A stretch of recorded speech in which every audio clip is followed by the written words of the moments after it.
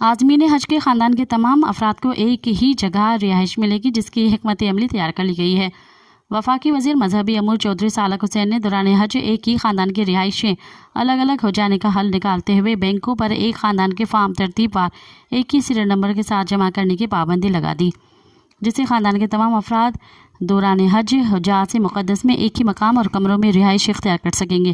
Director حج کی ہدایت دیتے ہوئے کہا کہ عازمین حج کو پہلے سے زیادہ سہولیات فراہم کی جائیں گی۔ ذرا وزارت مذہبی امور کا کہنا ہے کہ ایک خاندان کے سیریل نمبرز کے ساتھ فارم جمع ہونے سے فیملی کے رہائشیوں سمیت ایک ہی جگہ اکٹھے رکھنا ممکن ہو سکے گا، جبکہ ریاض الجنہ میں نوافل کی ادائیگی کے وقت بھی اہل خانہ ایک ساتھ ہوں گے۔ مزید خبرن ऐं तफ़सीलात लाइ विज़िट कयो असांजी वेबसाइट www.awamiNewsHD.com ऐं ॾिसंदा रहो अवामी न्यूज़ HD।